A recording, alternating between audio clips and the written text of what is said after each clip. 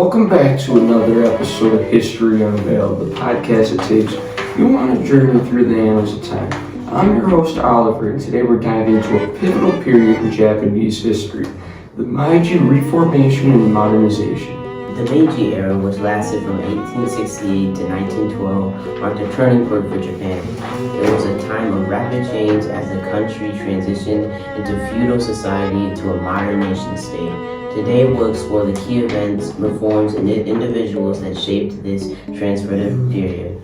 To understand the Meiji Reformation and modernization of Japan, we must first look at the context in which it took place. So, Japan had been isolated from the rest of the world for almost all of time up until the mid-19th century. And in the mid-19th century, that's when Western powers like the United States, Great Britain, they all decided to exert their influence on Japan.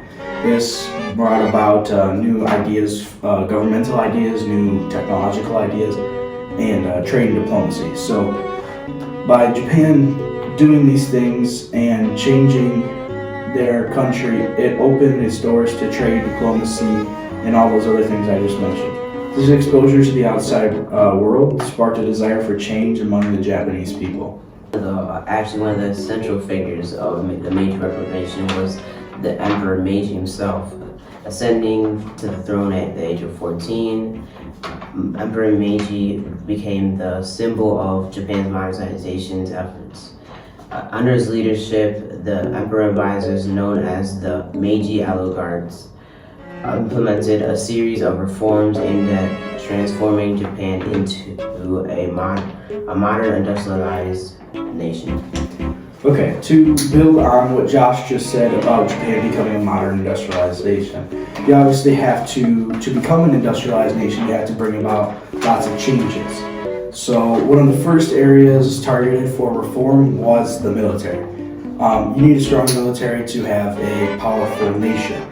So the Meiji government changed and reformed the military by strengthening their Navy and military, or Navy and Army. So as you know, in World War II, Japan was known for their powerful Navy. So they created these powerful military institutions by adopting a conscription system, which is basically like a draft for people to join the military.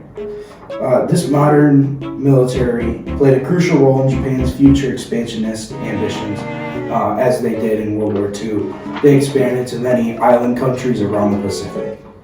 Along with that, another significant aspect of the Meiji Reformation was the abolition of the feudal system. The samurai class, which had held power for centuries, saw their privileges diminished as the government centralized authority. Land reforms were implemented, redistributing land from the samurai to the common people. This move aimed to create a more egalitarian society and promote economic growth. So to build on what Oliver just said about the land modernization and reform, because as he said, the samurai had ruled Japan and basically owned all the land.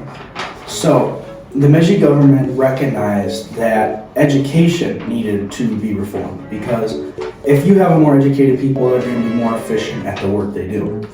So they reformed this education system by establishing a public school system, pretty much. So it was free education for their citizens, and this was modeled after Western systems like the United States and Great Britain's, as it was the standard in the world at the time. So this emphasis on education helped to create a literate people and skilled workforce. This was essential for Japan's industrialization because, as I said, a more educated workforce is a more efficient workforce. And speaking of Japan's industrialization, the Meiji era witnessed a rapid transformation of Japan's economy, more growth to it, and the government actively encouraged the development of industries, providing financial support and infrastructures. And they also sent scholars and students to abroad to study Western technology, to bring more knowledge to Japan. And this led to the establishment of factories, railroads, and a modern banking system, propelling Japan into the ranks of industrialized nations. Okay, so to kind of counteract what Josh just said about how this was all positive, the Meiji Reformation did come with its challenges. So, because you bring about changes in a country, people are gonna not always be okay with what you're trying to change. So there's two main groups that did not like these changes. You have your traditionalists and you have your samurai.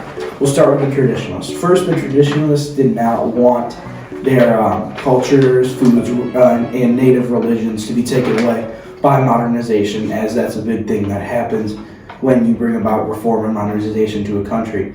It can take away your traditions. So they were one of the bigger opposers to this because they did not want change.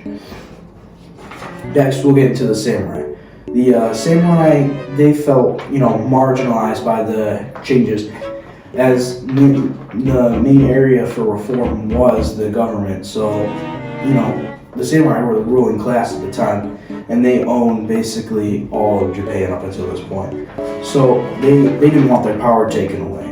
But despite all this, the Meiji government navigated these challenges and maintained stability, ensuring the success of their modernization efforts. Adding to what Frank said, the Meiji Reformation and modernization had far-reaching consequences for Japan. It transformed the country from a feudal society into a modern nation-state capable of competing with Western powers.